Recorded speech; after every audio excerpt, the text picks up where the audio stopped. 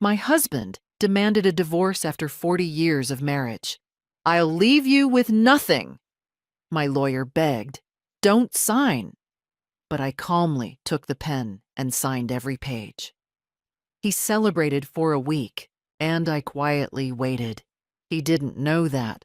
Good day, dear listeners. It's Clara again. I'm glad you're here with me.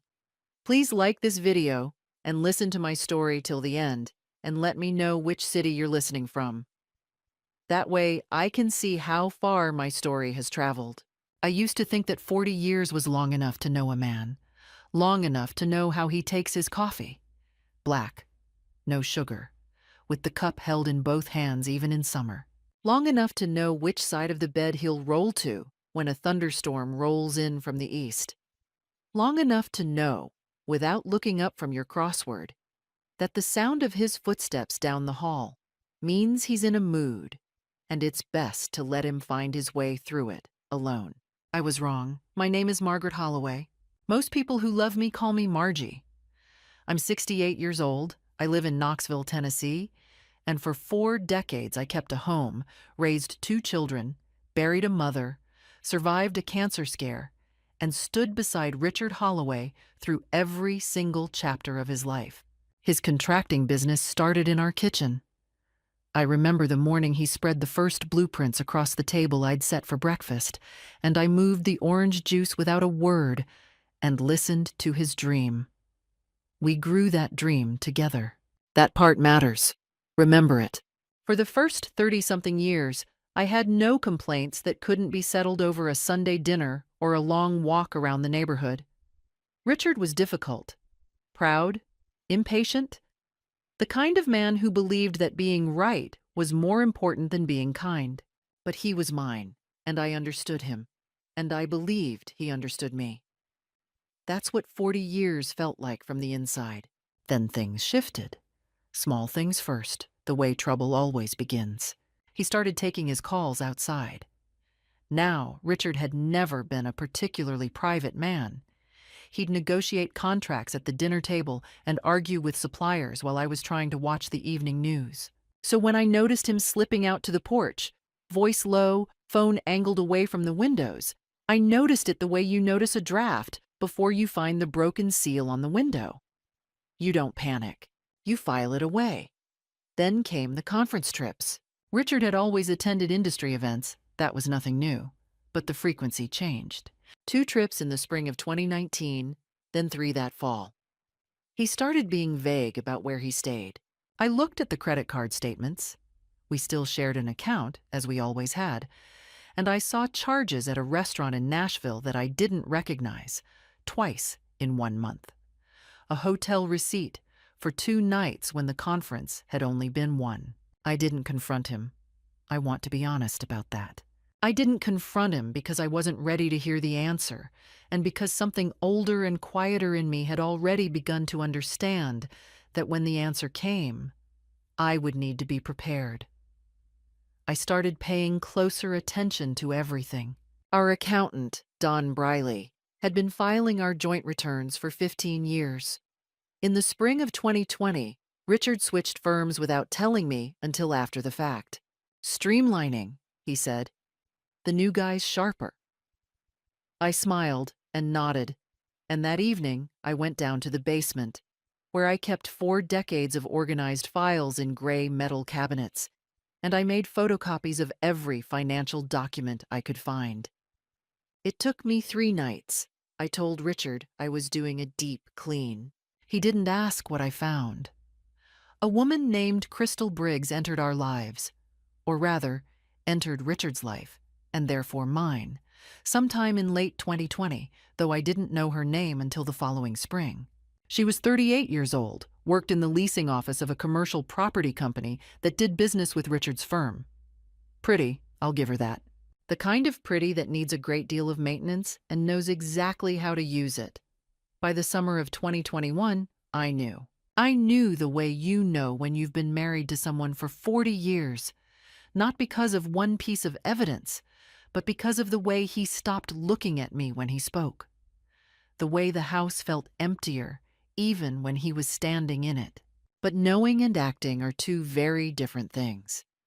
The morning he asked for the divorce, it was a Tuesday in October. The light through the kitchen windows was the particular pale gold of Tennessee autumn, and I had just put a pot of coffee on. He came downstairs in his good shirt, pressed, not a wrinkle. And I thought, he dressed for this. He sat down across from me at the table where we had made every major decision of our marriage, and he said he wanted a divorce. "I've spoken to an attorney," he said. "Margie, I want you to know I'm going to be fair." He was not going to be fair. I could tell by the way he said it. What followed were the worst 3 weeks of my life. Richard moved through our house like a man already gone. Distant, businesslike, occasionally cruel in that refined way of men who've convinced themselves that cruelty is just honesty. His attorney sent over a proposed settlement that my lawyer, David Chen, called me about with barely contained alarm. "Margie, do not sign this," David said. His voice was tight.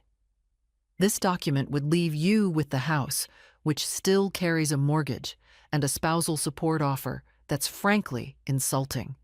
His business assets have been restructured. On paper, the company barely exists. Someone has been moving things around for at least 2 years. I already knew that. I had been watching things being moved for longer than David realized. The signing was on a Thursday afternoon in a conference room downtown. Richard sat across from me in his best suit, the charcoal one he wore to our daughter's wedding. His attorney sat beside him, composed and expensive. David sat beside me, rigid with tension, a hand hovering near my elbow, as if he might physically stop me. Richard watched me with the expression of a man who has already spent his winnings. I picked up the pen. David's hand closed on my arm. "Margie," he said quietly, urgently, "please." I looked at Richard. He was smiling, just barely, just at the corners. I signed every page. I signed slowly, deliberately, and I kept my face as smooth and unreadable as the first snow of the year. Richard's smile widened. His attorney whispered something to him. David sat back in his chair like a man who had just watched a disaster he couldn't prevent. But I wasn't finished. I was, in fact, only beginning. What Richard didn't know, what neither he nor Crystal nor his expensive attorney had thought to ask, was why I had agreed so easily. Why a woman who had spent 40 years building something would sign it away without a fight. They thought they knew me. They thought 68 years old meant defeated. They thought homemaker meant ignorant. They thought quiet meant beaten. They were about to learn the difference between a woman who doesn't speak and a woman who is waiting. I drove home from that conference room alone. David had offered to walk me to my car, and I'd told him I was fine. He'd gripped my hand before I left and said, "Call me tomorrow, Margie, please. We need to talk." I said I would, and I drove home through the Knoxville afternoon with both hands on the wheel and the radio off because I needed the silence. The house was quiet when I got back. Richard had been staying in a hotel downtown for 2 weeks by then. His choice, made dramatically, a suitcase in each hand, as though he expected me to beg him to stay. I hadn't. I'd held the front door open and said, "Drive safe." The expression on his face had almost been worth the pain. Almost. I sat at the kitchen table for a long time that evening. I won't pretend I was made of stone. I cried. The kind of crying that doesn't make noise, that just comes out of you the way water seeps through old foundation walls, slow and inevitable and exhausting. 40 years. The kitchen table where his blueprints had lived. The window where I'd watched our children play in the yard, where I'd watched the yard grow quieter as the children became adults and moved away. I let myself feel all of it, because I've learned that grief doesn't go away when you refuse to look at it. It just waits. Then I washed my face made a fresh pot of coffee, and went down to the basement. Here is what Richard never understood about me. I am organized. I have always been organized, in the way that people who manage complicated households for decades become organized, quietly, systematically, without drawing attention to it. He handed me bills, I filed them. He brought home contracts, I copied them. He thought I was tidying. I was building a record. The gray metal cabinets held 40 years of our financial life, tax returns, property deeds, business incorporation documents from 1987, when Richard had founded Holloway Construction, with money that was, and this is the part his attorney hadn't bothered to research, seeded in part by an inheritance I had received from my Aunt Patricia in 1985. $60,000, which in 1985 was not a small sum. I had contributed it to the initial capitalization of the company. We'd never formalized it as anything other than a marital asset, but it was there, documented in the original partnership agreement Richard had drawn up himself, in the incorporation papers, in the early tax filings. I pulled those documents out first. Then I sat down with a legal pad and began to write. David Chen had told me the business assets had been restructured. I believed him because I'd been watching the restructuring happen for the better part of 2 years.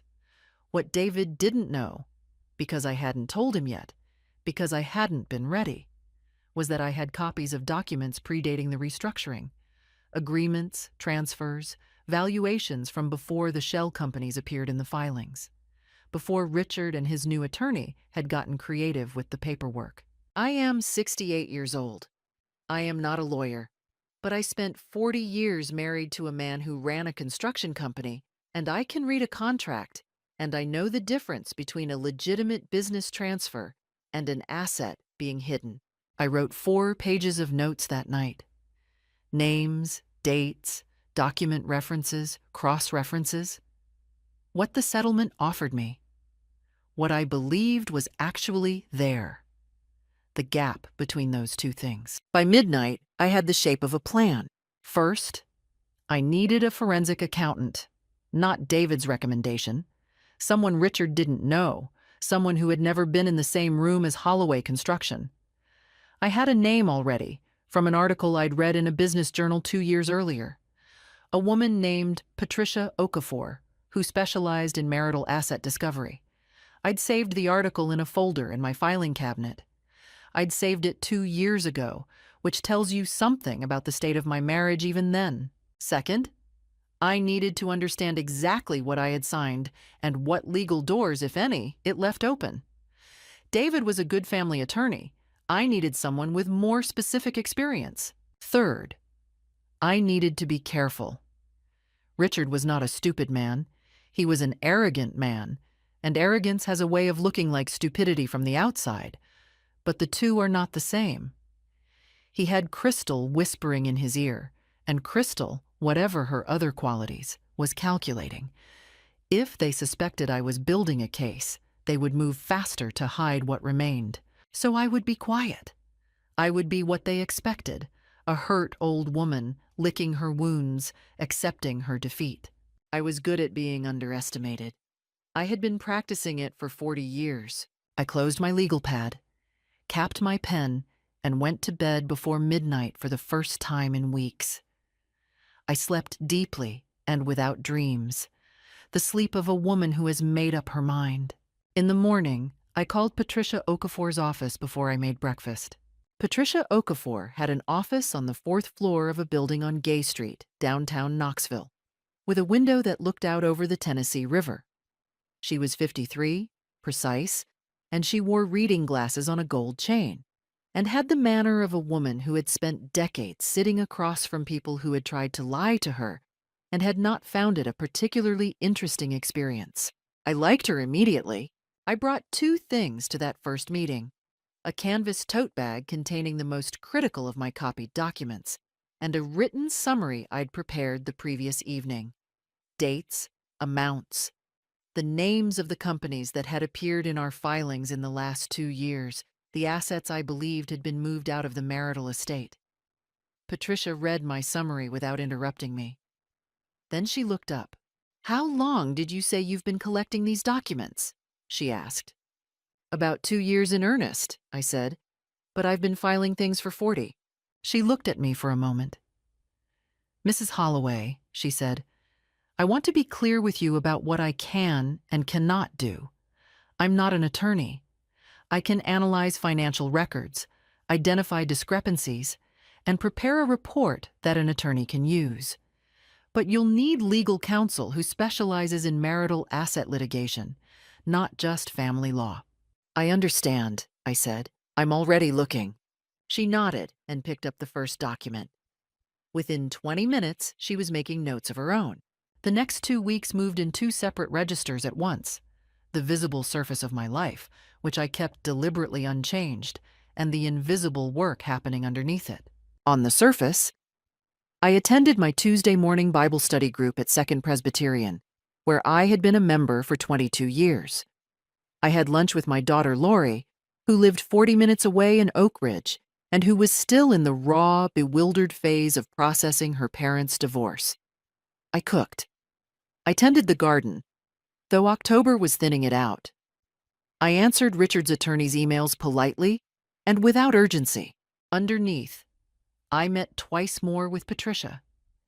I found a new attorney, a woman named Susan Marsh, whose firm specialized specifically in high-asset divorce litigation and whose name had been given to me by a woman in my Bible study whose own divorce 8 years earlier had been complicated by a husband with hidden business interests.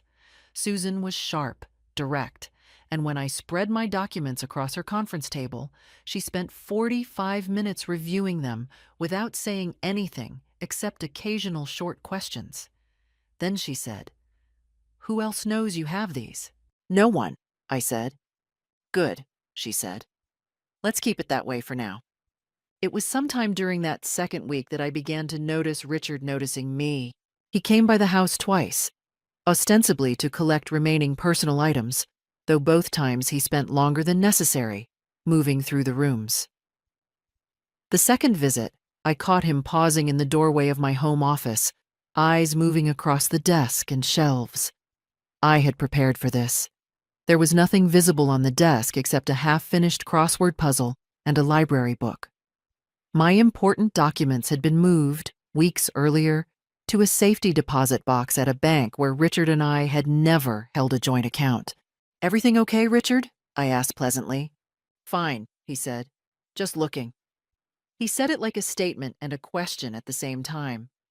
Crystal called me once, which surprised me enough that I almost missed what it revealed. She called from a number I didn't recognize, mid-afternoon, and when I answered, she introduced herself in a voice coated with careful warmth. She wanted me to know, she said, that she hoped we could all move through this with maturity and grace. She hoped I wasn't struggling too much. I told her I was managing beautifully, thank you, and asked her to pass my regards to Richard. After I hung up, I sat with the call for a while. It had the flavor of reconnaissance. Someone had noticed something, or worried that there was something to notice. The proof came on a Thursday. Patricia called me at 9 in the morning and asked if I could come in that afternoon. Her voice was careful, in the way that voices are careful when the news is significant. I came in at 2 o'clock. She had a spreadsheet open on her screen and a manila folder on the desk between us. She walked me through it methodically. A company called TerraBuilt LLC had been formed in February 2020. I recognized the month. 2 months before Richard switched accountants. TerraBuilt had received contract payments totaling over $400,000 from 3 different municipal projects, all of which had been awarded to Holloway Construction. The payments had been routed through TerraBuilt and documented as contractor fees. TerraBuilt had 2 owners of record, a man I didn't recognize and Crystal Briggs. I sat with that for a long moment. "This is what they moved," I said. "This is part of it," Patricia said carefully.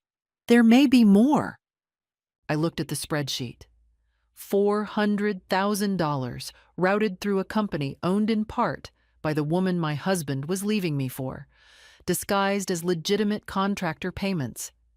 Hidden, they thought, far enough from the marital estate that no one would find it. But they had not expected someone who'd been quietly filing documents for 40 years. "Send everything to Susan Marsh," I said. "Tonight."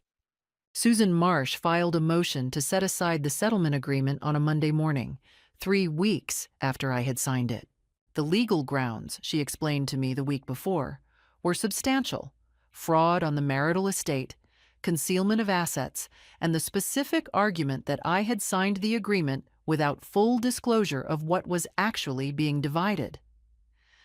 The Terrabuilt documentation was the centerpiece, a paper trail showing that marital business income had been deliberately rerouted to a company whose co-owner was Richard's mistress in the 2 years preceding the divorce filing. Patricia Okafor prepared a 15-page forensic report. Susan attached it to the motion. I did not attend the filing. Susan told me I didn't need to. I was at home that Monday morning, raking the last of the October leaves from the backyard, when she called to confirm it was done. "And now?" I asked. "And now we wait for Richard's attorney to see it," she said. "That shouldn't take long." It took 4 days. Richard came to the house on a Friday evening without calling first, which told me everything I needed to know about his state of mind. I heard his car in the driveway, and by the time he knocked on his own former front door, which would have made me laugh in any other circumstances. I was sitting in the living room with a cup of tea and a calm I had worked hard to cultivate. He was not calm. "What the hell is this, Margie?" He was holding a document, a copy of Susan's motion. I recognized the format. And his face was flushed in a way I associated with the worst of our arguments over the years. Behind him, through the still open front door, I could see Crystal's car parked on the street. She had come too. She had not come inside. "That's a legal document," I said. "My attorney can answer any specific questions." "Your attorney?" He said it like I'd told him I'd hired a circus. "You can't set aside a signed agreement, Margie. You signed it. You sat there and signed every page." "I did," I said. "I also have documentation indicating that what I was signing was based on materially incomplete financial disclosure. You're welcome to take that up with my attorney."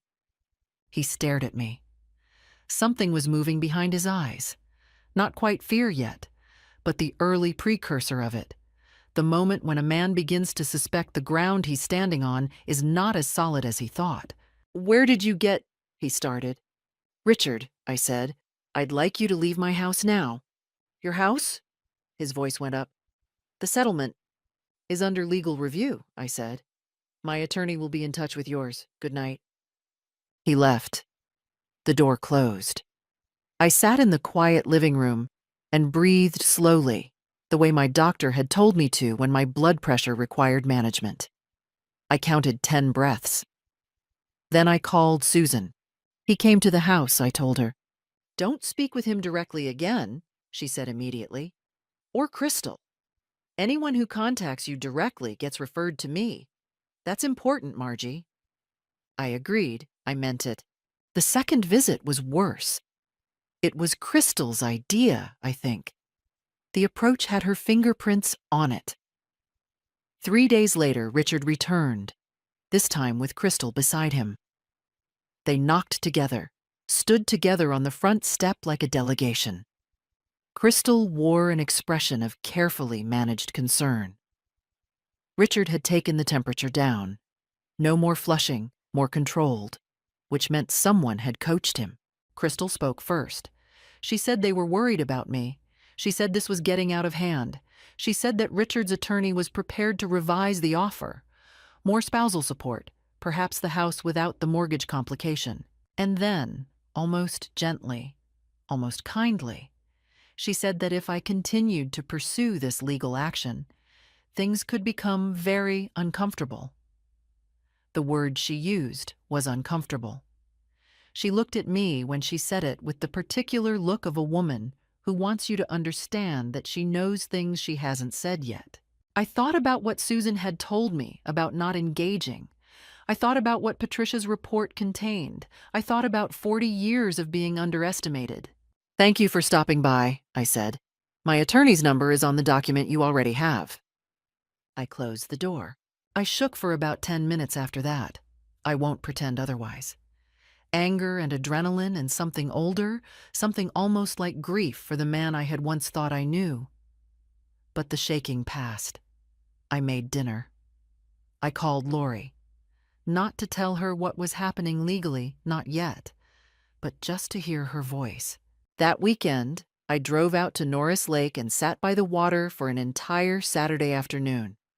I brought a thermos of coffee and a novel I hadn't opened in months, and I let the water and the October air do their work. I needed the stillness. You can't sustain that kind of sustained alertness without rest, and I had enough experience to know it. When I came home Sunday evening, I felt steadier, ready. November came in cold that year. I noticed it the way I'd started noticing everything in those weeks, with a kind of heightened attention, as if my senses had been recalibrated by necessity. The maple in the front yard went from orange to bare in what seemed like a single week. I started sleeping with an extra blanket. Small details, domestic and grounding, which was exactly what I needed. Richard and Crystal had gone quiet. Susan had warned me this would happen, that after the initial panic of receiving the motion, their attorney would counsel them to stop all direct contact with me and regroup. "Silence doesn't mean they've given up," she said during our check-in call that first week of November. "It means they're planning." I understood that, and I used their silence the way I'd used everything else in those months, as time. What I hadn't told anyone, not Susan, not Patricia, not Lori, was that I had a second layer to my plan that I hadn't yet deployed. It was patient work, and it wasn't ready yet. So I waited, and I kept myself in good shape, which required help that I was only beginning to learn how to ask for. I am from a generation of women who were taught that struggle is private. You kept your troubles inside the house. You presented a composed face to the world. You handled your difficulties quietly, and you were grateful if you managed them at all. It took me most of my life to understand how much that cost us. My Bible study group at Second Presbyterian met every Tuesday morning, 8 women in a room off the main hall with bad fluorescent lighting and an excellent coffee pot. I had known most of them for over a decade. I had attended their husbands' funerals and their grandchildren's baptisms. We had prayed over one another's cancer scares and surgeries and family disasters with the particular depth of feeling that comes from long acquaintance. In November, I told them the truth. Not the legal details. Susan had been clear about discretion. But the human truth, that my marriage was ending, that it was not ending fairly, and that I was fighting it. I said it simply and without drama, sitting in my usual chair with both hands wrapped around my coffee cup. The room was quiet for a moment. Then Donna Presley, who had been widowed twice and had the pragmatic wisdom of a woman who'd had no choice but to develop it, reached over and put her hand on mine. "What do you need?" she asked. That question. I had not been asked it in years. Richard was not a man who asked it, and I was not a woman who had been in the habit of answering it. I had to think for a moment. "Company," I said. "I need to not be alone in that house more than I have to be." They arranged themselves around me with the quiet efficiency of women who have been quietly holding things together all their lives. Donna came to have dinner with me on Tuesdays. Alma Griffith, who was 74 and had survived her own difficult divorce 30 years ago, walked with me on Thursday mornings. Ruth Baskin, whose daughter was a paralegal in Nashville, passed me the name of another attorney she thought might be useful, which turned out to be valuable for a different reason than I expected. Lori drove up from Oak Ridge more often. She didn't fully understand what was happening. I'd given her a careful version that protected the legal process. But she knew I was in a fight, and Lori had never been a woman who stood back from a fight her mother was having. She would sit at the kitchen table with me after dinner, and we would talk about everything except what was most immediately pressing, which is sometimes exactly what you need. And then there was James. James Whitfield was 71 years old, a retired civil engineer, a widower of 3 years who attended Second Presbyterian and occasionally joined our Bible study group for the portion that happened to intersect with his own weekday schedule. We had been acquaintances for years, the polite, warm acquaintance of people in the same small community. In November, at a church potluck supper, he sat across from me and said, without preamble, "Donna tells me you're going through a hard stretch. I'm sorry." It was simply said, without performance. I appreciated it. We talked for an hour that evening, mostly about things that had nothing to do with Richard or Crystal or Terra Built LLC, his late wife, my garden, a book we'd both read years ago. But when I walked to my car afterward, I felt, for the first time in months, like a person rather than a combatant. That mattered. It turned out to matter more as the weeks went on. Richard and Crystal were watching. I could feel it in small ways. A car I half recognized idling briefly on my street. A mutual acquaintance who called asking odd questions in a studiedly casual tone. They were waiting for me to falter, to reach out to Richard in a weak moment, to make a mistake born of isolation. The isolation they were counting on didn't exist anymore. I had 5 decades of quiet, careful relationship building behind me, and it had, without my fully realizing it, constructed a community that would hold me. They had Crystal. I had Donna and Alma and Ruth and Lori and James and 22 years of a church community, and the simple bedrock fact that women who have spent their lives being genuinely useful to people around them do not find themselves alone when it matters. I kept my phone charged, I kept my files secured, and I waited for the next move. They came on a Saturday morning in mid-November, which told me it was a calculated choice. Weekday visits have a business-like quality to them. They feel transactional, impersonal. A Saturday morning is intimate. It's the time of domestic life, of coffee and newspapers and ease. Coming on a Saturday was an attempt to enter a register of my life where I might be softer, less guarded. I had been expecting something like this. I had not been certain of the timing. I saw Crystal's car from the kitchen window when I was washing my breakfast dishes. My hands continued moving under the water. I dried them on the dish towel, the blue one Lori had brought me from a trip to Vermont. And I went to the door before they knocked. They were standing close together on the front step. Richard was in weekend clothes, which I noticed because he rarely wore them well. He was a man who wore his authority in his posture, and without the good suit, he looked slightly diminished. Crystal wore a coat I didn't recognize, and an expression I recognized immediately. The look of a woman who has rehearsed what she is about to say and is managing the performance. "Margie," Richard's voice was the one he used in negotiations, controlled, even, neither warm nor cold. "We'd like to talk. Can we come in?" I stepped back and let them through. We sat in the living room. I did not offer coffee. Crystal looked around the room the way people look at spaces they are sizing up, taking inventory. Richard sat forward with his elbows on his knees, in the posture of a man presenting sincerity. The offer came out slowly, dressed in the language of concern. Crystal did most of the speaking at first, which was interesting. Richard was content, it seemed, to let her run the early portion of the pitch.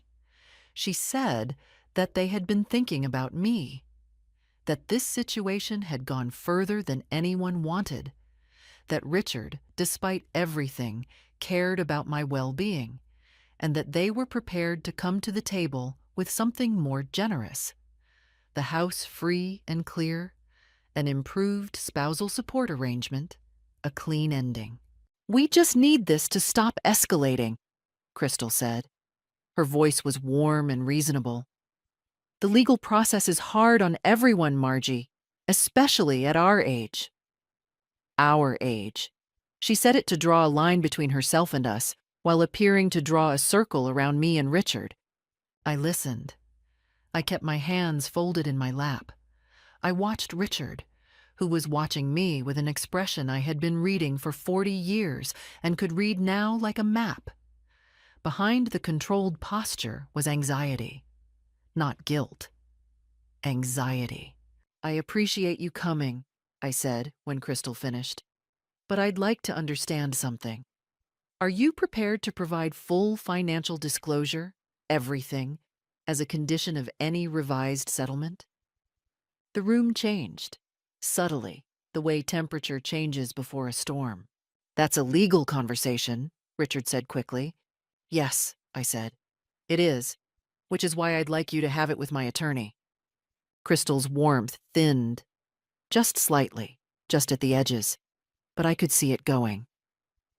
Margie, she said, and the careful reasoning in her voice had shifted to something more pointed.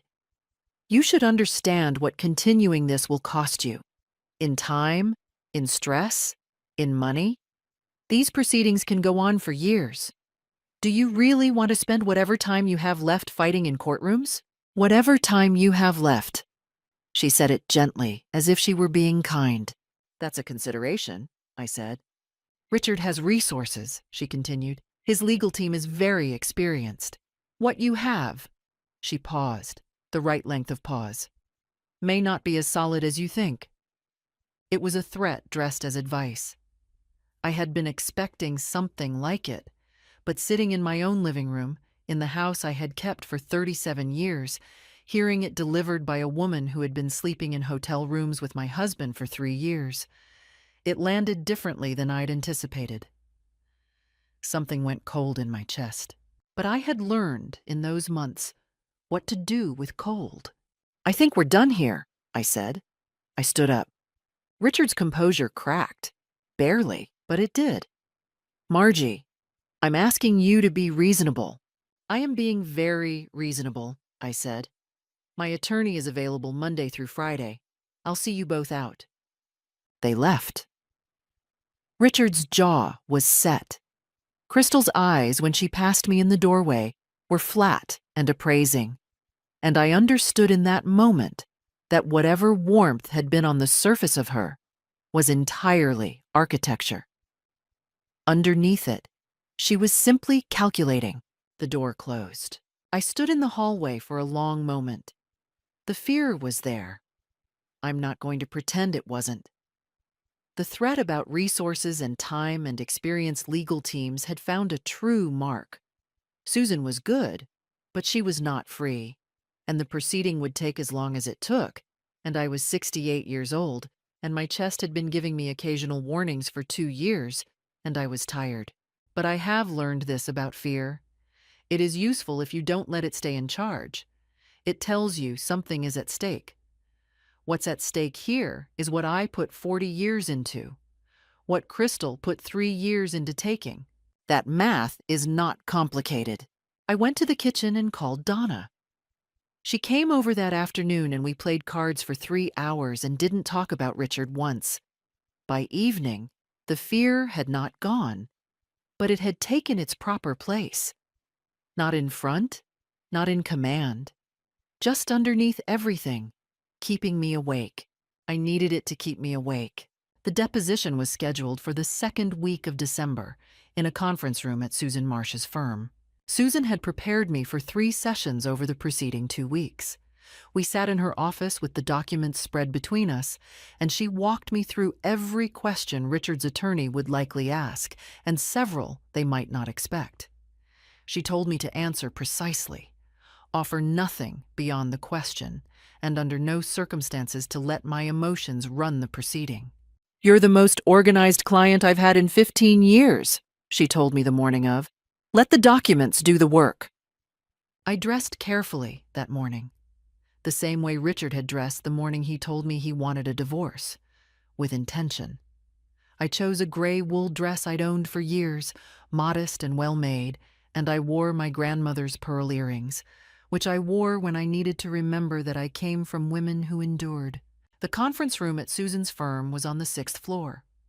Richard was already there when I arrived, seated at the far end of the table with his attorney, a man named Garrett Price, who was, as Crystal had said, experienced and expensive. Crystal was not present in the room, but she was relevant to everything that happened in it.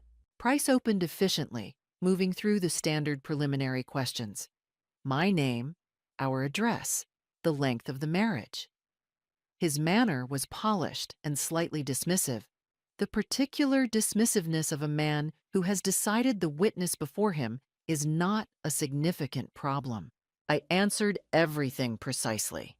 The first shift came when Susan introduced Patricia Okafor's forensic report. Price objected to its scope. Susan held firm. The report was admitted. I watched Richard's eyes move to the document and then very deliberately away from it, which was the first thing he did that told me how frightened he was. Price tried to establish that I had had full knowledge of the marital estate, that the restructuring of the business was a normal, documented business process that I'd been aware of. Had I signed the joint tax returns each year? Yes. Had I been informed of the accountant change? Eventually, yes. Had I ever raised formal concerns about business structure? I raised informal concerns, I said. Meaning what exactly? Meaning I spoke with my husband on several occasions about changes I observed in our financial filings. He characterized them as routine. I did not have access at that time to documentation that would have allowed me to verify that characterization. Price moved on, which told me the answer had landed uncomfortably. Then Susan took over. She walked through the Terra-built documentation with the methodical precision of someone who has done this many times and understands exactly where the pressure points are. She entered into the record the incorporation documents for Terra-built LLC, dated February 2020. She entered the payment records. She entered the chain of contract awards from Holloway Construction. She established, document by document, that $437,000 in payments had flowed through Terra-built in a 22-month period. Payments originating from municipal contracts won by Richard's company, routed through an entity co-owned by Crystal Briggs. Richard's attorney was competent. He offered alternative explanations. Terra-built as a legitimate subcontracting arrangement, Crystal as a business associate with a documented professional role, the payment structure as unremarkable. He was good, but Susan had the documents, and Patricia Okafor had the analysis. The moment I will remember longest came when Susan presented the original 1987 incorporation documents for Holloway Construction, the ones showing my $60,000 contribution from my Aunt Patricia's inheritance, documented in the original capitalization records. She asked me to confirm the source of those funds. I confirmed it calmly. I explained the inheritance. I explained that the contribution had been made and documented. Richard said something to his attorney under his breath. Price put a hand on his arm. "Could you speak up, Richard?" I don't know if it came out more sharply than I intended. Perhaps it did. He didn't speak up, but the arm Price was gripping went rigid, and Richard's face did what it does when he is holding something back with effort. The jaw set, the color rising, the particular stillness of a man trying not to say what he is thinking. It broke when Susan put the cross-reference in front of him. Patricia Okafor's analysis showing that Terra-built's payment dates aligned directly with contract decisions that had been finalized through Holloway Construction during the period when Richard had already been in a relationship with Crystal. "You moved money," I said. I hadn't planned to say it. Susan glanced at me. "You moved our money through a company belonging to the woman you were going to leave me for. And you thought I wouldn't find it." Price said, "Mrs. Holloway," Richard said, "you don't know what you're talking about." "I have 40 years of files," I said. "I know exactly what I'm talking about." The room was quiet for a moment. Richard's composure was gone. Not shouting, not dramatically undone, but gone in the specific way that a man who has relied on his authority and his assumption of other people's ignorance goes when that assumption proves incorrect. He looked, for the first time in the proceedings, genuinely uncertain. Crystal was not in the room, but her name was on every document on the table. Susan let the silence sit for a few seconds. She was experienced enough to know its value, and then she calmly requested an adjournment and looked at Price with the steady look of an attorney who knows she is holding the stronger hand. Price nodded. I gathered my things slowly. Richard was still at his end of the table staring at the documents, and he did not look at me as I left the room. I took the elevator down alone and stood on the sidewalk in the December cold for a moment, my breath making small clouds in the air. My heart was going quickly. Not from fear, exactly. From the particular physiological response of a woman who has been holding something for a very long time and has finally, in a conference room on the 6th floor of a building on Gay Street, put it down. I called Susan from the car. "You did well," she said. "What happens now?" I asked. "Now," she said, "they settle. They came to the table in January." Susan told me that Price had called her the day after the deposition and opened discussions. She described his tone as chastened, which from Susan was rich language. Richard's position had changed in the fundamental way that positions change when the documents stop being on your side. He was no longer making offers. He was responding to terms. The negotiations took 3 weeks, conducted entirely through the attorneys, and I will tell you something that might surprise you. They were less dramatic than everything that had come before. There were no more visits to my house, no more calls from Crystal, no more rehearsed performances of concern. There was only paperwork, and underneath the paperwork, the quiet implosion of a position that had been built on the assumption that I didn't know what I was standing on. I did know. I had always known. I had simply waited until I could prove it. The final settlement agreement was signed on January 23rd, a Tuesday, the same day of the week as my Bible study group. I signed it at Susan's office in the afternoon and attended Bible study the following morning. I kept those two things separate deliberately. One was business. The other was life. What the settlement contained: the house, free and clear of the mortgage. Richard paid off the remaining balance as part of the agreement. It was my home. I had made it. It stayed with me. 40% of the assessed value of Holloway Construction, calculated based on Patricia Okafor's forensic valuation of the company's actual assets rather than the restructured paperwork Richard had presented in the original settlement. The difference between those two numbers was significant. The 40% came to slightly over $900,000 to be paid in structured installments over 4 years. The full value of our joint retirement accounts split equally, which was what the law required and what the original settlement had attempted to work around. Spousal support at a rate that reflected the actual length of the marriage and my actual contributions to the household, 40 years of them, rather than the minimal figure Richard had initially proposed. And TerraBuilt LLC, Crystal's little company, her and Richard's instrument, was required as part of the agreement to disgorge the $437,000 in payments that Patricia had documented as having been improperly routed through it. The money came back to the marital estate and was counted in the division. Richard's attorney had argued against this provision the hardest. It didn't work. Richard did not attend the signing. His attorney signed on his behalf under the power of attorney they had arranged for precisely this purpose, which I thought said everything that needed to be said. He could not sit in the room when the agreement was executed. 40 years of marriage, and he could not sit in the room. I was fine. I signed my name clearly on every page, and Susan witnessed it. And when it was done, she poured us each a small glass of wine from a bottle she kept in a cabinet, for occasions she described as worth marking. We sat in her office for 20 minutes and drank it and talked about something else entirely, a novel she'd been reading, as I recall. And then I went home. The drive home was not like the drive after the first signing. There was no silence so heavy it pressed on my chest, no grief seeping through me like groundwater.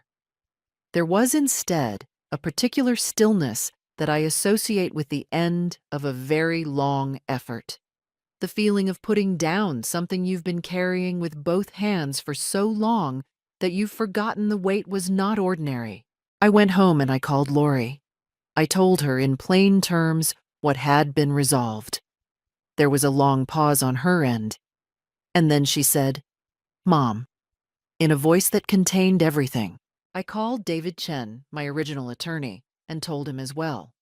He was quiet for a moment and then said, "Margie, I'm sorry I told you not to sign that document." "You were protecting me," I said. "I understood that." "What did you know," he asked, "when you signed it?" "Enough," I said. I knew enough. What Richard had not understood, what Crystal's calculations had not accounted for, was this. A woman who has managed a complicated life for 68 years, who has kept files and watched and waited and said nothing until the moment to speak arrived, is not a woman who can be outmaneuvered by speed. They had moved fast.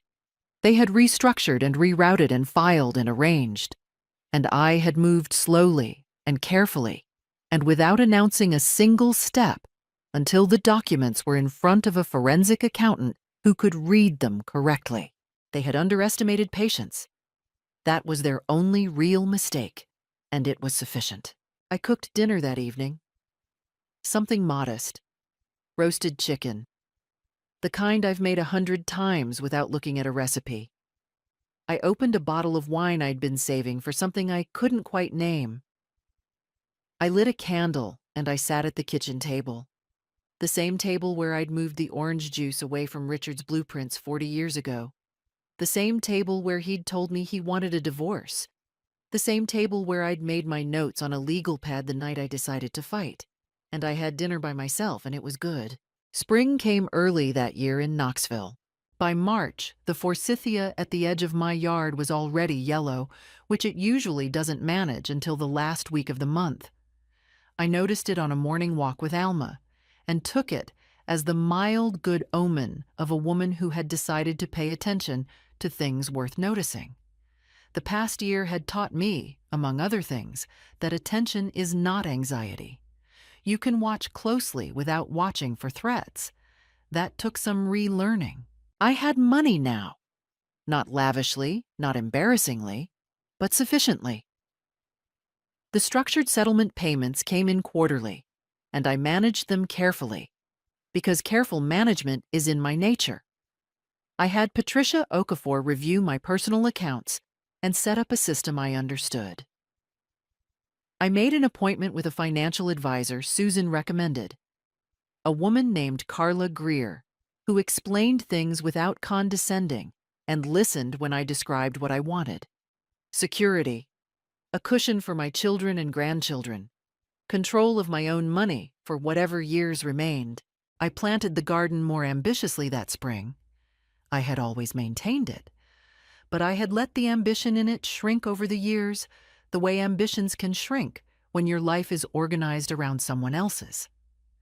That spring, I planted tomatoes, which I hadn't grown since the children were young, and a cutting garden with zinnias and dahlias, and I bought a climbing rose for the back fence that the nursery woman promised would be spectacular by its second year. I signed up for a watercolor class at the Community Arts Center on Wednesdays. I had no particular talent for it. My teacher, Harriet, confirmed this by calling my work interesting in a tone that said everything. But I found I didn't care.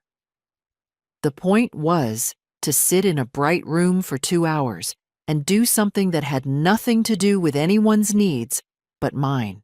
James Whitfield and I began having dinner together once a week, and then twice. He was easy company in the way that certain people are. People who have lived through loss and come out the other side more careful about what they fill the silence with. We didn't make anything official or formal of it because at our ages the formalities seem beside the point. Donna Presley called him my gentleman caller, and I let her. Lori came up from Oak Ridge more often. My son Daniel, who lived in Oregon and had been quiet throughout the proceedings, called more regularly once the settlement was done. He came in April with his family. My granddaughter Clara, who was 6, helped me plant the zinnias and emerged from the garden with both hands brilliantly dirty. I thought, this is what 41 years of keeping a house and a family is for. As for Richard, Holloway Construction contracted. The disgorging of the Terra-built funds and the litigation costs hit the company in ways that took time to manifest. But the company lost 2 significant municipal contracts that spring, the kind that had been its bread and butter for years. Running a contracted business at 61, after documented asset concealment in a divorce proceeding, is not simple. Crystal left him in October of the following year. I received this news without satisfaction and without much surprise. A woman who helps a man hide money from his wife is not building for permanence. When the outcome changed, her calculations changed with it. I did not forgive Richard immediately. Some mornings a small thing, the blue cup he always used, still in the cabinet, would catch me, and I would feel the loss of the version of the story I had believed I was living. That grief is real, but by the time the climbing rose bloomed on the back fence, September, just over a year after that Tuesday when Richard had sat down across from me in his pressed shirt, I was in my garden with a glass of iced tea, and I was, quietly and without performance, happy. Not the happiness of a young woman, full of future. The happiness of a woman who knows what she's built and has it still. That's a different thing. It's also, I think, a better one. 40 years. That's what I had built. And for a few months I thought I was going to lose all of it to a man who had decided I was finished. Here is what I know now. Quiet is not weakness. Patience is not defeat. And the most powerful thing a woman can do when someone underestimates her is let them. I didn't fight loudly. I fought carefully. There's a difference. What would you have done? Signed those papers or walked away? If this story stayed with you, I'd love to know. Leave a comment. And thank you, truly, for listening. At my son's wedding, his wife said, "Starting tomorrow, you're no longer part of this family. Now I'm number 1 in your son's life." I just smiled and canceled my $80,000 payment. In the morning, Good day, dear listeners. It's Clara again. I'm glad you're here with me. Please like this video and listen to my story till the end, and let me know which city you're listening from. That way I can see how far my story has traveled. Some people say you don't truly know someone until you've sat across from them at a dinner table. I'd add to that, you don't truly know your daughter-in-law until she decides, on her wedding day, that you're no longer worth keeping. My name is Margaret Callahan. Most people call me Peggy. I'm 68 years old, a retired school principal, and for the better part of 4 decades, I poured everything I had into one thing: my family. My husband, Robert, passed away 11 years ago from a heart condition that gave us only 3 weeks of warning. After he was gone, it was just me and Daniel, my son, my boy, the kid who used to fall asleep on the couch with his sneakers still on and his homework half finished on the coffee table. We weren't just mother and son. We were a team. I want to be clear about something before I go any further. I am not the kind of woman who clings. I knew Daniel would marry someday. I wanted him to. When he called me in the spring of 2021 and said, "Mom, I met someone," I felt nothing but warmth. I had a good house, good friends, a garden I loved, and enough sense to understand that a grown man's life was his own to build. But then I met Brianna. She came to Thanksgiving that first year. Polished, pretty, with a smile that never quite reached her eyes. She brought a bottle of expensive wine and complimented my kitchen twice. Daniel looked at her the way people look at things they're afraid to lose. I told myself I was imagining things. I told myself I was one of those mothers. The first real signal came in January of 2022. Daniel and I had a standing Sunday phone call.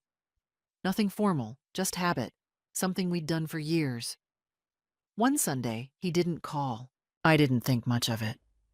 The next Sunday, same thing. When I finally reached him on a Tuesday evening, his voice was different. Careful, like he was reading from a script someone else had written. He told me Brianna felt that our weekly calls were a bit much, and that he thought it made sense to give her some space to feel settled. Give her space. In my son's relationship. That was how she phrased it. I let it go. People adjust when they enter new relationships. I understood that. But the adjustments kept coming. I was no longer invited to their apartment for casual dinners, only for planned visits, scheduled 2 weeks in advance. Daniel stopped mentioning me in conversation when Brianna was in the room. Small things, the kind of things you can't point to without sounding paranoid. Her mother, Karen Holt, entered the picture around that summer. Karen was a sharp-tongued woman from Connecticut who wore her ambitions for her daughter like a second outfit.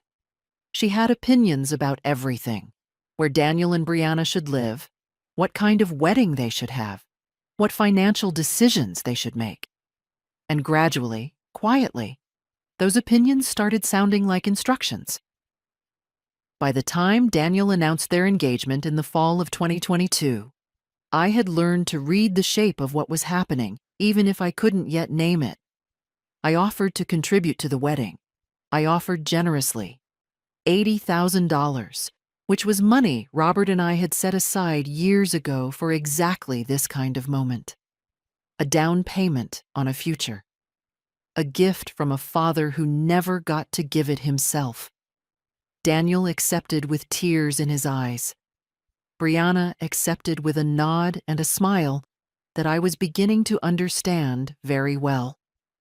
The wedding was in June, a Saturday. The venue was a restored estate outside of Portland, Oregon. Brianna's choice, Karen's influence, Daniel's signature on the contract. It was beautiful, I'll give her that. White flowers everywhere, string lights, a string quartet during cocktail hour. I wore a navy dress that Robert would have liked. I danced with my son during the mother-son song and held on a little longer than was probably graceful, because I already felt, somewhere deep in my chest, that something was ending. The reception was winding down. The speeches were done. I was standing near the edge of the tent, holding a glass of champagne I hadn't really been drinking, when Brianna appeared at my elbow. She didn't look drunk. She didn't look emotional. She looked deliberate. She leaned in close enough that only I could hear her and said very clearly, "Starting tomorrow, you're no longer part of this family. Daniel is mine now. You come second. Actually, you don't come at all." I looked at her. I looked at my son across the room, laughing with someone from his office, completely unaware. And I smiled. Not because I was fine. Not because it didn't hurt. It hurt the way only certain things hurt. The slow spreading kind, like cold water filling a room. I smiled because I am 68 years old, and I have survived things Brianna Holt has never had to imagine, and because in that moment, standing in my navy dress on my son's wedding night, I made a very quiet, very calm decision. I took out my phone, I opened my banking app, and I canceled the scheduled transfer of $80,000. She would find out in the morning. I didn't sleep that night. I drove back to my hotel room. I'd booked a single room 2 miles from the estate because Brianna had made it clear that the post-wedding brunch the next morning was immediate family only, a category that apparently no longer included me.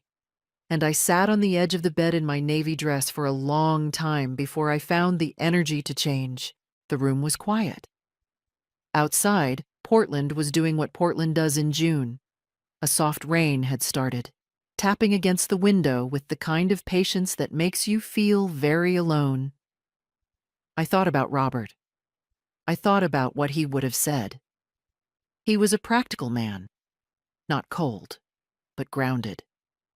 He would have poured me a glass of something, sat down across from me, and said, "Peggy, what do you actually know? And what are you assuming?" It was the question he always asked me when I was running ahead of the facts. So I sat there and I made myself answer it honestly. What did I actually know? I knew that Brianna had said those words to me. I knew that I had heard them clearly, that I had not misunderstood them or taken them out of context.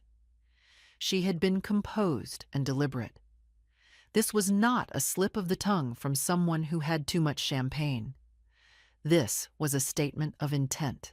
I knew that over the past 18 months, my access to my son had been slowly, methodically reduced. The Sunday calls, the planned only visits, the way his voice changed when she was in the room. I had cataloged all of it in the back of my mind without letting myself fully look at it, the way you avoid looking directly at something that frightens you. I knew that $80,000 had been accepted without a word of genuine gratitude, accepted as an expectation, not a gift. And I knew that Daniel did not know any of this was happening, or perhaps more accurately, I knew that Daniel had chosen, in the way that loving and somewhat weak people sometimes choose, not to see it. That was the part that hurt most, not Brianna. I had met women like Brianna before. Calculating, territorial, convinced that love was a resource to be managed and controlled. They existed, they caused damage, and sometimes they overplayed their hand. But my son had watched me be edged out of his life one Sunday phone call at a time and had told himself it was compromise. I changed out of my dress. I washed my face. I made bad hotel coffee and drank it at the small desk by the window while the rain continued outside. By morning, the fear had done what fear eventually does when you refuse to feed it. It settled into something quieter, something harder.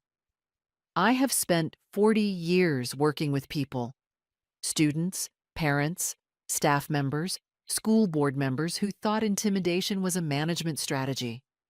I know what it feels like when someone is trying to make you smaller, and I know that the moment you start shrinking is the moment you hand them everything they wanted. I was not going to shrink, but I also wasn't going to act rashly. That was important. Rash action was what Brianna expected. A hurt, emotional mother-in-law making scenes, sending accusatory texts, calling Daniel in tears. That was the script she had written for me, and playing it would only confirm whatever story she had already told him about me. I needed to be deliberate, methodical. I needed to think about what I actually wanted. So I sat there with my bad coffee and I thought about it carefully. What did I want? I wanted my son back. Not in a possessive way. I wanted him to see clearly what was being done to him. Brianna wasn't just isolating him from me. She was reshaping him. The careful voice. The pre-approved visits. These were not the habits of a man in a loving partnership. These were the habits of a man who had learned to manage consequences. I wanted the money handled properly, not as leverage. I wasn't interested in using $80,000 as a weapon. But that money had been Robert's dream as much as mine. It deserved to go somewhere that honored that. It was not going to fund a life in which I didn't exist. And I wanted, if it was possible, for none of this to destroy Daniel. Because whatever happened next, he was still my son, and I still loved him. That fact was not negotiable. By the time I checked out of the hotel that Sunday morning, the outline of a plan had taken shape in my mind. It wasn't complete. It wasn't dramatic. It was quiet and careful, like most things that actually work. First, documentation. I needed to write down exactly what Brianna had said, exactly when and where, while it was still fresh. Not for any legal purpose, at least not yet, but because truth has a way of getting blurry when powerful emotions are involved, and I needed to stay anchored to what was real. Second, I needed to speak to Tom Griffin, my family attorney, about the money. Not to demand it back. No transfer had gone through. But to understand clearly where I stood and what my options were. Third, and most carefully, I needed to find a way to reach Daniel, not immediately, not emotionally, but eventually, and on ground that Brianna couldn't control. I drove home to my house in Salem, Oregon, the same house where Daniel had grown up, the same porch where Robert used to drink his morning coffee. And I felt something settle in my chest that I hadn't expected to feel that morning. Clarity. Tom Griffin had been my family's attorney for 19 years. He was a quiet, careful man who wore the same style of reading glasses he'd worn since I first met him, and who had a habit of listening to everything you said before responding to any of it. Robert had trusted him completely. I trusted him the same way. I called his office Monday morning and asked for an urgent appointment. His assistant, who knew me by name, gave me a slot the following Wednesday. I spent the 2 days in between doing what I'd decided to do, writing. I sat at Robert's old desk in the study, the room with the bookshelves and the window that looked out over the back garden, and I wrote down everything I could remember. Not just the moment at the reception, though I recorded that in detail. The time, approximately 9:45 in the evening, the location near the eastern edge of the tent, the exact words Brianna had used, the tone, the fact that she had leaned in so that no one else could hear. I also wrote down the 18 months of smaller events, the Sunday calls that ended, the shift in Daniel's manner of speaking, the way Karen Holt had started appearing in more and more of their joint decisions. Small things, each one defensible in isolation, but forming a pattern when laid side by side. Writing it down was more useful than I'd expected. It forced precision. It prevented me from catastrophizing or softening. It was simply what had happened in order, with dates where I had them. Wednesday morning, I drove to Tom's office in downtown Salem. It was a warm day, clear sky, the kind of morning that has no interest in matching your interior weather. I told Tom everything. He listened without interrupting, which was one of the things I valued most about him. When I finished, he was quiet for a moment, and then he asked me what outcome I was hoping for. I told him what I'd told myself in the hotel room. I wanted my son to see clearly. I wanted the money, which had never been transferred, to remain under my control until I understood what I was dealing with. And I wanted to know whether anything that had happened had legal implications I should be aware of. Tom's assessment was measured. The money was straightforward. Since I had canceled the transfer before it processed, the funds were still mine. There was no obligation. The gift had been verbal and conditional on good faith. He advised me to make sure I had the cancellation confirmation in writing from my bank, which I did. He also told me, gently, that what I was describing in terms of Brianna's behavior was consistent with a pattern that family court professionals sometimes called spousal isolation, the systematic reduction of a partner's outside relationships. It was not, in most cases, a legal matter unless it rose to the level of coercive control. But it was real. It was documented in psychological literature, and it was worth keeping a record of. I left his office feeling steadier. That afternoon, my phone buzzed. It was Daniel. "Mom." His voice was tight, controlled in the way it got when he was upset, but trying not to show it. "I just wanted to check in and see how you're feeling after the wedding." I knew what this was. I said I was feeling well and asked how he was. "I'm fine," he said. "Bree mentioned that you two had a conversation at the reception. She said it got a little tense. She's concerned that things might have been misunderstood. I want you to understand what that sentence did to me. Not because it surprised me, By then, very little was surprising me, but because of its architecture. Brianna was concerned. Things might have been misunderstood. She had already gotten to him. She had already placed herself in the role of the worried, confused party, and she had framed me, implicitly, as the source of the tension. I kept my voice even. I told Daniel I'd had a very clear conversation with Brianna and that I hadn't misunderstood anything. I told him I loved him. I told him I thought it would be good if the two of us spoke in person, soon. Just the two of us. There was a pause. Then he said he'd have to check with Brianna about their schedule. He'd have to check with Brianna. I said that was fine and that I'd be here whenever he was ready. After I hung up, I sat in my garden for a while. The roses Robert planted the year Daniel was born were blooming. They always bloomed late. He'd chosen a late variety deliberately. Something about wanting flowers when everyone else's had faded. My phone buzzed again. This time it was a number I didn't recognize. I answered it. Mrs. Callahan. Karen Holt's voice. Smooth, practiced, with an edge underneath it that she wasn't quite bothering to hide. I think we should talk about the gift you mentioned to Daniel and Brianna. They were expecting the funds to arrive this week. There it was. Not how are you after the wedding? Not was everything all right? The money? That was the first call. That was the priority. I told Karen, pleasantly, that I'd need some time to review a few things and that I'd be in touch. Review what exactly? She asked. Just some details, I said. The silence on her end lasted exactly long enough to tell me that Karen Holt was not accustomed to being given that kind of answer. I see, she said finally. Well, don't take too long. I thanked her for calling and ended the call. I looked at the roses. I thought about the fact that Karen Holt had called me, not Brianna, not Daniel, to ask about money. Within 4 days of the wedding, while her daughter was still on her honeymoon.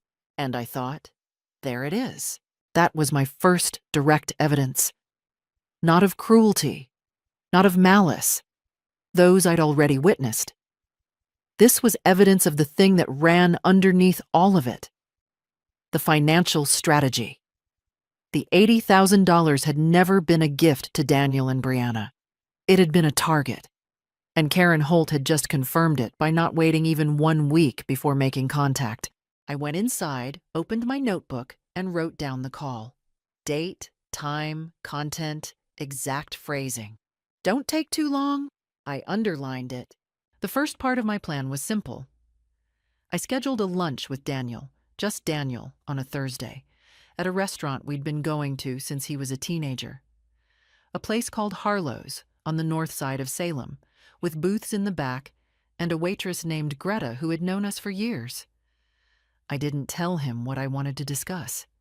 I didn't tell Brianna at all. He arrived 10 minutes late, which wasn't like him. When he came through the door, he looked tired, the slightly hollowed look of a man running on vigilance rather than sleep. I waited until we'd ordered before I said anything of substance. Then I put my notebook on the table and I told him what I needed to tell him, not emotionally, not as a grievance. I laid out a sequence of events. The Sunday calls that ended, the way visits became scheduled appointments, Karen's phone call 4 days after the wedding, and finally, clearly and precisely, what Brianna had said to me at the reception. Daniel was quiet through most of it. When I finished, he stared at his coffee for a long time.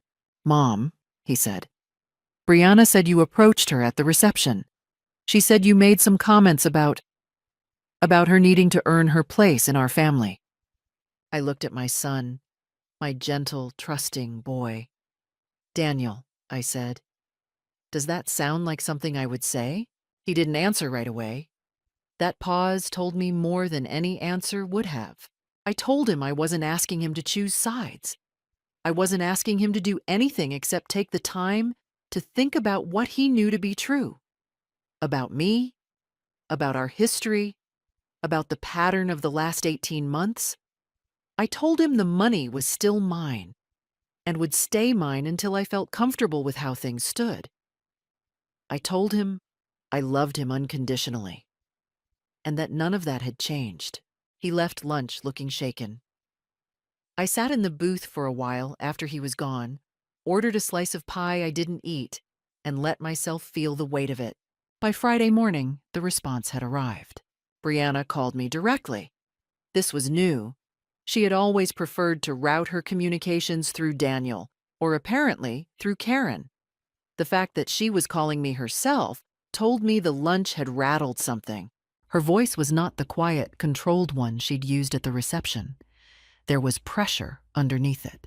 "I don't know what you said to Daniel yesterday," she began, "but I need you to understand something. We are married. What you're doing, withholding that money, planting doubts, it's manipulation, and it's not going to work.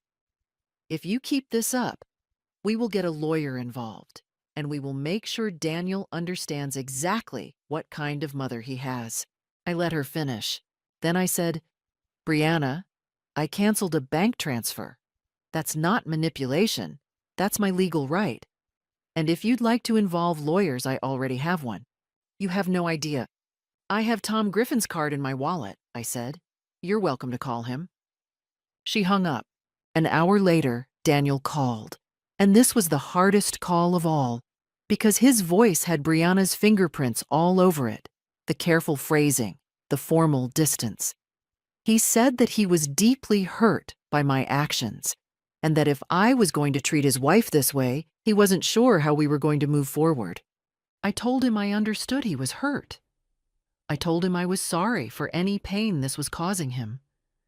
I told him that I loved him, that the door of my house was always open, and that I hoped, when things were quieter, he would be willing to sit down with me again. I did not apologize for canceling the transfer. Saturday morning, Karen Holt appeared at my front door. I want to be fair here. She didn't bang on it or make a scene. She knocked firmly and stood on my porch with the expression of a woman who had spent her life solving problems through sheer force of presence. "Margaret," she said, "I think we can settle this like adults." I invited her in because I was not going to have this conversation on my front porch for the neighbors to see. I made coffee because I am from a generation that makes coffee for guests even when the guests are the problem. Karen sat at my kitchen table and told me with great precision what she believed the situation was. She said that I was a grieving widow who had never properly let go of her son. She said that Brianna was a wonderful woman who deserved a husband whose mother respected her. She said that the $80,000 had already been factored into plans. There were contractors, there was a deposit, there were commitments made, and that my pulling it back was not just hurtful, but financially disruptive. I listened to all of it. Then I said, "Karen, your daughter told me at the reception that I was no longer part of this family. I wrote it down that night. I have the date, the time, and the exact words. What I don't have is an acknowledgement of that." Karen's expression shifted. Brianna was emotional. "She wasn't emotional," I said. "She was very calm." The silence in my kitchen was long and specific. Karen left without her settlement. As she walked down my front path, she said, and I think she meant it as a warning, "You're making this harder than it needs to be." I closed the door and leaned against it for a moment, with my eyes shut. I had held my ground. I had not wavered. But I was tired in a way that went down to the bone. I called my friend Linda Parker that afternoon and told her I needed a few days. Linda, who had known me since our children were in grade school together, said simply, "Come to the coast. I have the cabin until next weekend." So I packed a bag, told Tom I'd be reachable by phone, and drove to the Oregon coast. 3 days of salt air and long walks, and not answering calls from numbers I didn't want to answer. 3 days of remembering who I was before any of this had started. The Oregon coast in summer smells like cold salt and pine resin, and something that has no name, but which I have always associated with the particular relief of arriving somewhere honest. Linda's cabin sat on a bluff above the beach, small and weathered, with a deck that faced west so you could watch the sun drop into the Pacific every evening if you wanted to. I wanted to. I sat on that deck every night with a glass of wine and did not think about Brianna Holt or Karen Holt or $80,000 or the careful new voice my son used when he was performing someone else's script. I thought about Robert. I thought about the early years, the small apartment, Daniel as a baby, the way the three of us had been a complete and sufficient world for a while. I let myself grieve that, not in a despairing way, but in the way you're supposed to grieve things, feeling the weight of it until it becomes something you can carry. Linda was good company in the way that old friends are good company. She didn't push. She cooked simple dinners and told me stories about her grandchildren and didn't ask me questions I wasn't ready to answer. But on the second evening, over pasta and the good bottle of wine she'd been saving, she asked me gently how I was thinking about Daniel. I told her honestly. I said I was afraid I'd already lost him. Not to Brianna, exactly, but to the version of himself he was becoming in her orbit. A smaller, more guarded, more managed version of my son. You haven't lost him, Linda said. He had lunch with you. He could have refused. She was right, and I knew she was right, and it mattered. The message from Brianna arrived on my second day at the cabin. It came as a text, and I want to describe its tone accurately because the tone was the whole point. It was warm. It was careful. It expressed regret that things had gotten so tense and a hope that we could start fresh. It said that Brianna valued family deeply. She used the word deeply, and that she wanted me to know the door was always open. There was no acknowledgement of what she'd said to me at the reception. No apology. No mention of the phone call where she'd threatened me with lawyers. Just warmth, manufactured and applied like a coat of paint over water damage. I read it twice. Then I put my phone down and watched a pelican fly in a long, straight line above the waterline. What did Brianna Holt want from that message? She wanted one of two things. Either she wanted me to soften and come back to the table on her terms, to let the $80,000 quietly resume its journey toward her bank account in exchange for a performance of inclusion, or she wanted to establish for the record that she had tried to make peace and I had refused. Either outcome worked for her narrative. I composed my reply carefully. I thanked her for reaching out. I said I also valued family. I said I thought a real conversation, in person when I was back in Salem, would be more productive than texts. I did not soften. I did not mention the money. I did not apologize. She did not reply. That evening, I told Linda about the message. Linda, who had raised 4 children and had seen her share of family politics, said something I've thought about many times since. The ones who want to get what they want and be loved for it at the same time are always the most dangerous. They can't stand being seen clearly.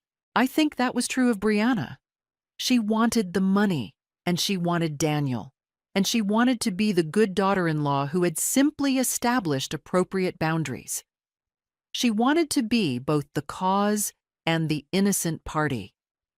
And the only way I could stop her from being both was to stay clear-eyed and refuse to give her either the funds or the narrative. On my last day at the coast, Linda and I walked the beach for 2 hours. The tide was low and the sand was hard, and we walked further than we'd planned, talking about our children the way mothers do when they're being honest. Not the version you perform at dinner parties, but the real one, with all the fear in it. Linda told me about her oldest daughter's divorce years ago, and how she'd learned the hard way that the most useful thing a mother can do in her adult-child's relationship crisis is remain steady. Not absent, steady. Available without being intrusive, consistent without being relentless. They come back to steady, she said. Eventually, they always come back to what doesn't move. I held on to that. I drove home to Salem on a Sunday evening with the windows down and the radio on. My house felt like itself when I walked in. The bookshelves, the roses visible through the back window, Robert's desk in the study. Whatever Brianna and Karen thought about who I was and what I could be made to do, they had not been inside this house. They did not know this version of me. I made myself dinner and called Tom Griffin in the morning to check in.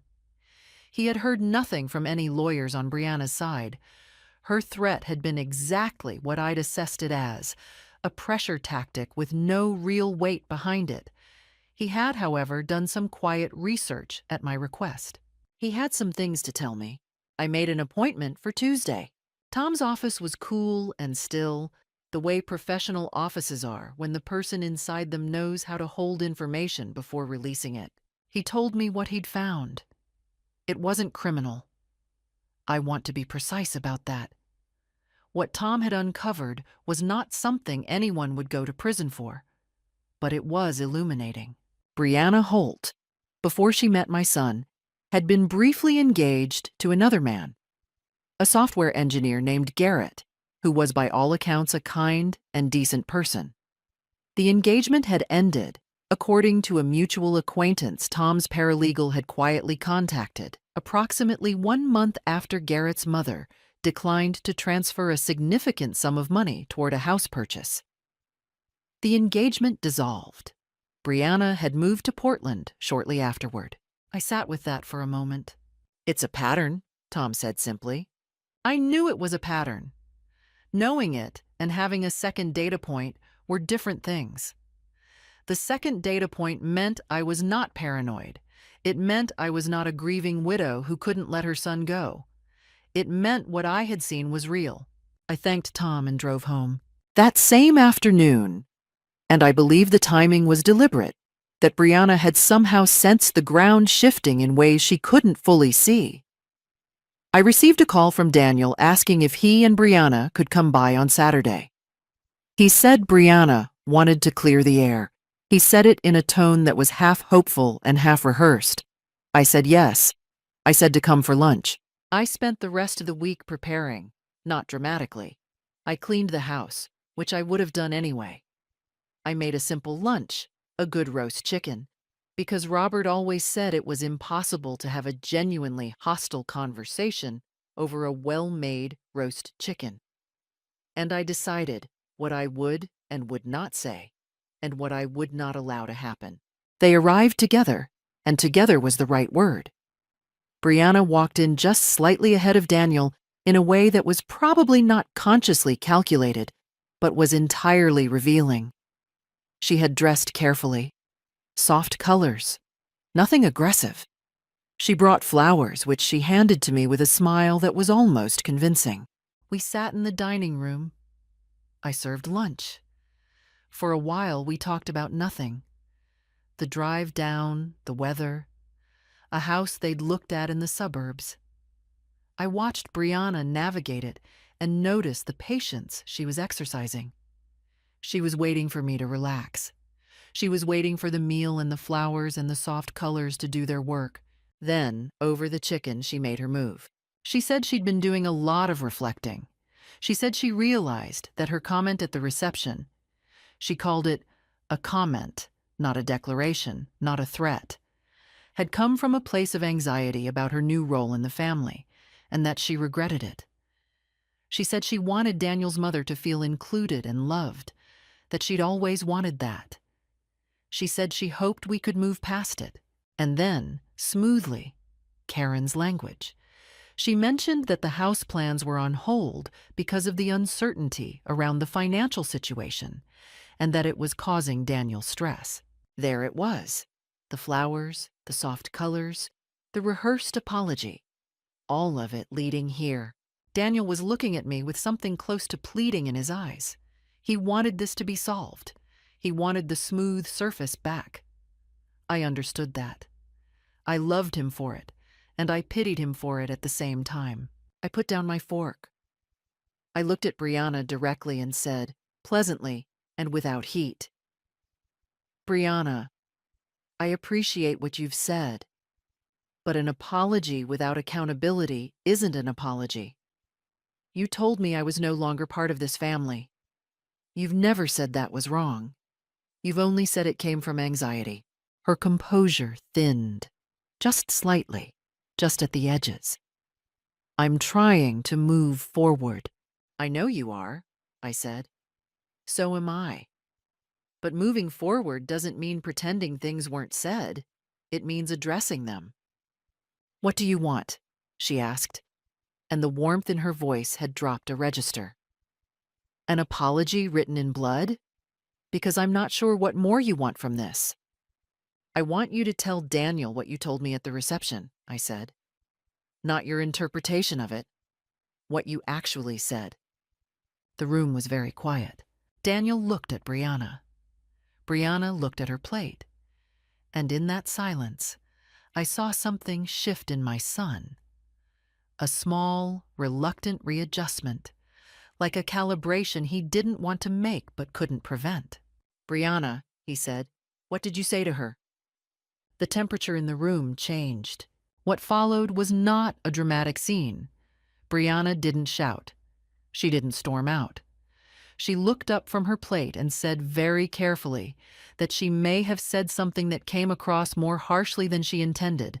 What specifically? Daniel pressed, and I heard in his voice something I hadn't heard in 18 months. The man I raised, asking a direct question. Brianna looked at me with an expression that was no longer warm at all. This is exactly what I expected from you, she said. This is why this is so difficult.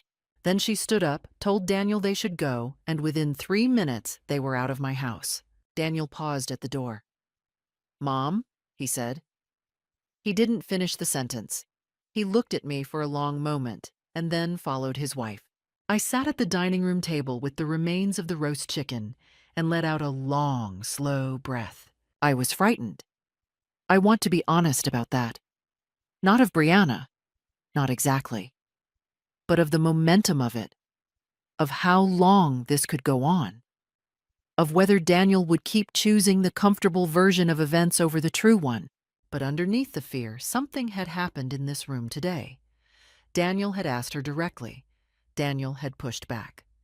That was not nothing. The fear was real. So was what it told me. I was close to something. I wasn't done yet. Garrett Morrow found me. I want to be clear. I did not contact him. Tom had identified him through background research, but we had agreed that reaching out was not something I should do. It risked appearing like I was building a case against my son's wife, which was not the kind of mother I intended to be. I had the information. I did not plan to use it as ammunition. But apparently, Garrett had heard, through the small social circles that connect people in ways they don't always realize, that Brianna was now married to a man whose mother had stopped a large money transfer. Apparently, that had struck a chord. He emailed me through my old school principal's address, which was still active. He introduced himself. He said he wasn't looking for anything. He said he'd spent 2 years wondering whether to reach out to someone in my position, and that he'd finally decided the answer was yes. He attached a brief document, a sequence of events from his own relationship with Brianna, written with the careful restraint of someone who had clearly written and rewritten it many times. The engagement, the house discussion, his mother's refusal to contribute $60,000 toward the purchase, the end of the engagement 4 weeks later. He said, I don't know if this is useful. I just know I wish someone had told me. I printed it. I sat at Robert's desk for a long time after, looking at it. There is something specific about the feeling of being confirmed. Not vindicated exactly, but confirmed.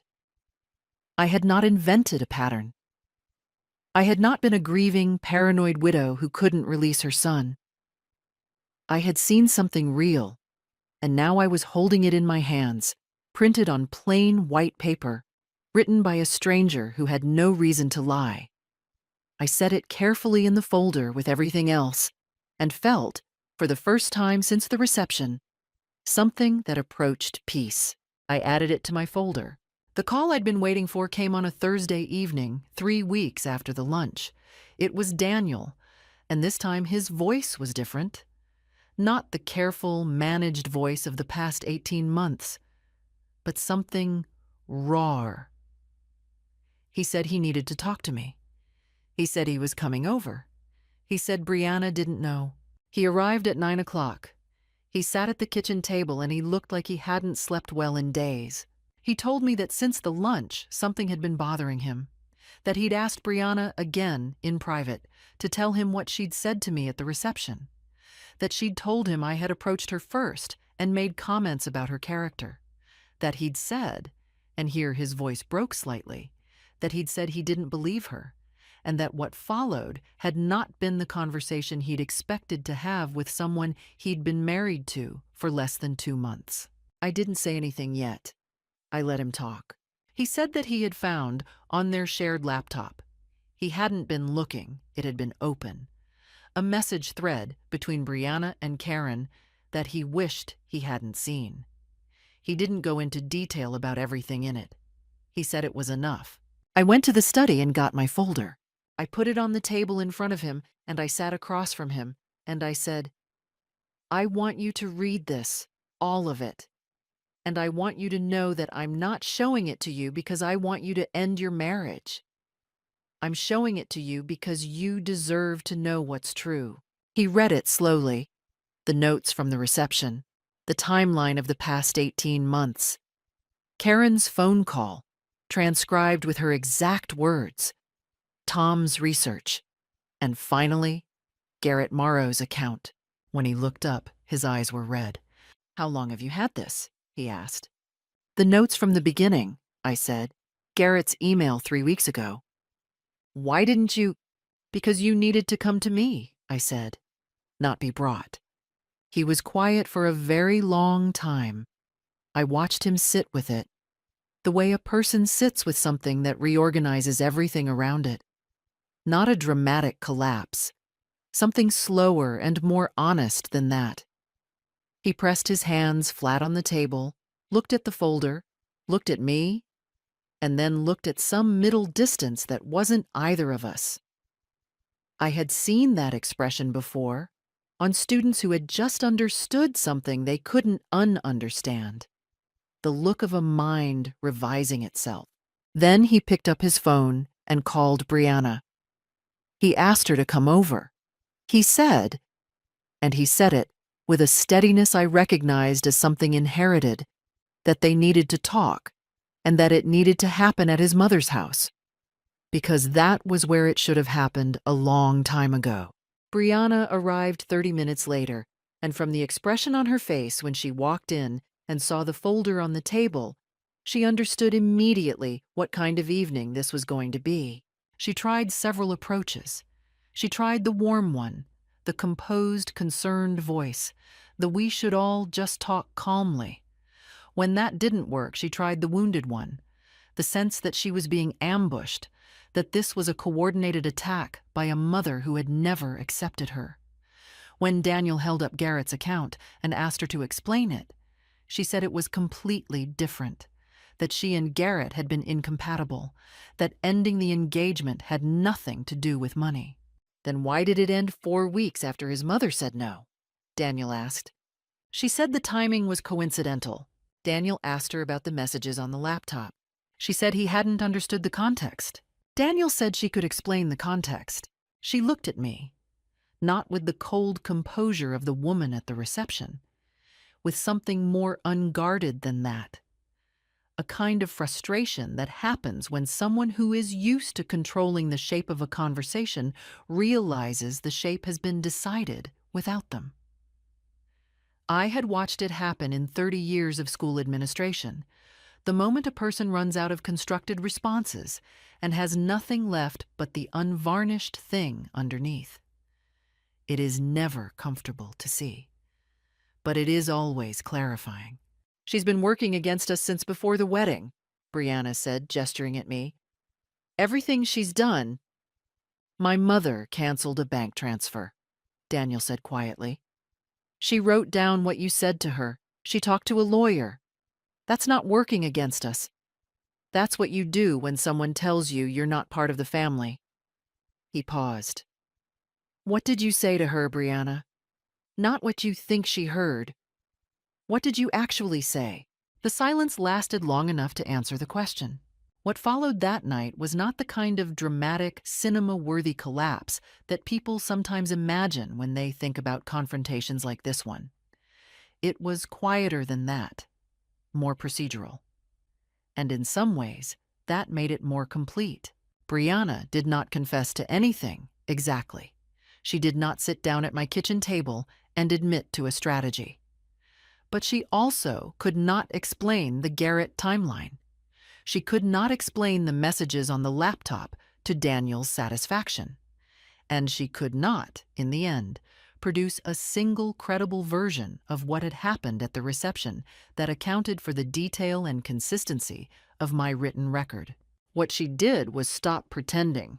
The warmth drained out of her face, and what was underneath it was simply exhaustion. The exhaustion of someone who has been performing a version of themselves for a long time and has finally reached the limits of the performance. She looked, for the first time since I had known her, like an ordinary person in a difficult situation, rather than a carefully constructed character. She told Daniel she needed to go home. He told her he'd be there later. She looked at him for a moment, and then she left, without saying anything else to me, which was in its own way the most honest thing she'd ever done in my presence. Daniel and I sat in the kitchen for another 2 hours after she was gone. We didn't talk the entire time. There were long silences that weren't uncomfortable. At some point, I made tea. At some point, he looked up at the photograph on the shelf above the window, the one of the three of us from a camping trip when he was 12. And he didn't say anything. But I saw his face do something I recognized. He said eventually, "I don't know what I'm doing." I told him I knew that. He said he didn't know if the marriage could survive this. I told him that was his decision to make, and that no one, not me, not Tom Griffin, not Garrett Morrow, could make it for him, and that whatever he decided, I would still be here. He said, "She told you that you weren't part of the family." "Yes," I said. "I'm sorry," he said. "I'm sorry I didn't." He stopped. "I should have seen it." "You were in love," I said. "That's not the same as being foolish. It just takes longer to see clearly." He left around midnight. He looked like a man carrying something very heavy in a direction he hadn't planned to go, but he was walking upright, and he knew where he was going, and that was more than I'd had a month ago. 3 days later, Daniel called me to tell me he had spoken to a marriage counselor and that he was asking Brianna to attend with him. He said she had agreed, reluctantly. He said he wasn't sure what would come out of it, but that he needed a space where things could be said with someone neutral present. Karen Holt called me the following week. This call was different from the first one. Shorter, sharper, with none of the diplomatic pretense.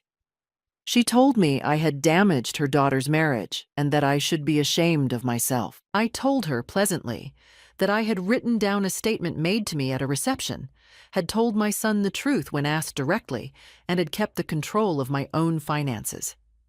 I asked her which of those things she'd like me to be ashamed of. She hung up. I called Tom and told him I would be keeping the $80,000 in my personal account. He confirmed what we both already knew. There was nothing in writing, no legal obligation, no case to be made. The funds were mine. I want to be clear about what I did and did not do with that money, because I think it matters. I did not spend it as a celebration. I did not put it into anything frivolous. I put $50,000 of it into a trust I had Tom draft, a document specifying that the money was available to Daniel for the purpose of a home purchase at any time he requested it, under his name only. Not jointly. His. The other $30,000 I donated in Robert's name to the after-school literacy program where he and I had both volunteered for years.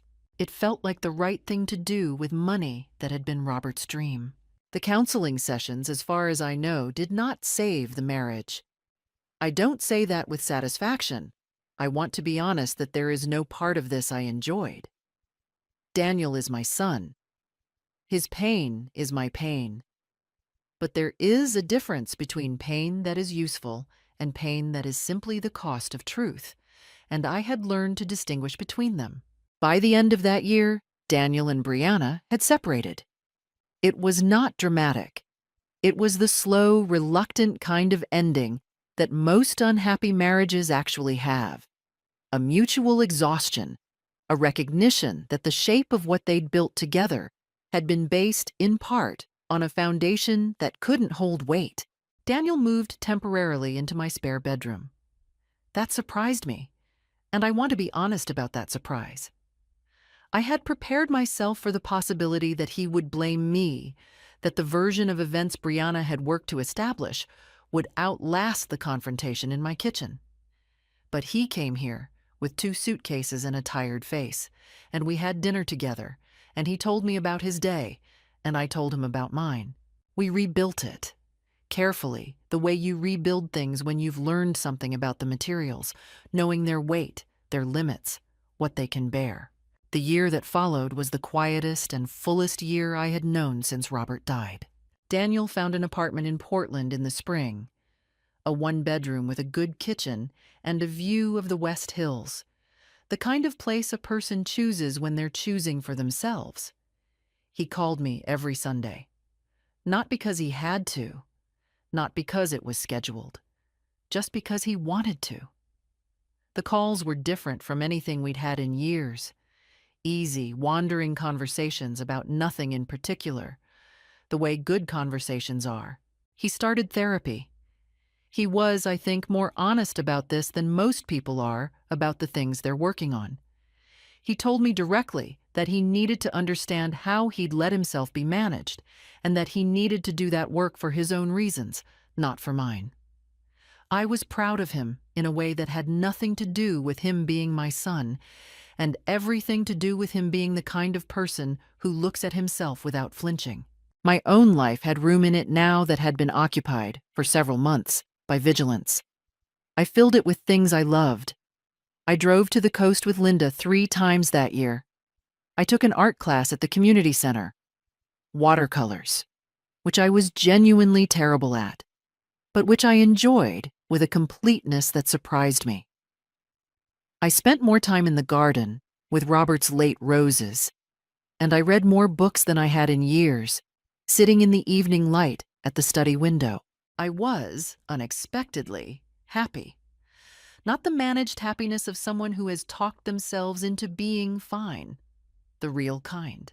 I heard about Brianna and Karen through the ordinary channels that small towns and overlapping social circles provide, whether you want them to or not. The marriage counseling had, apparently, opened more than Brianna had expected. The counselor, working within professional ethics, not disclosing details, but unable to prevent the facts that emerged organically from conversation, had come to understand, as Daniel had, the general shape of how things had been constructed. The divorce proceedings were not, I was told, entirely smooth. Karen Holt, who had invested considerable energy in the strategy of her daughter's marriage, was not able to do much to protect it.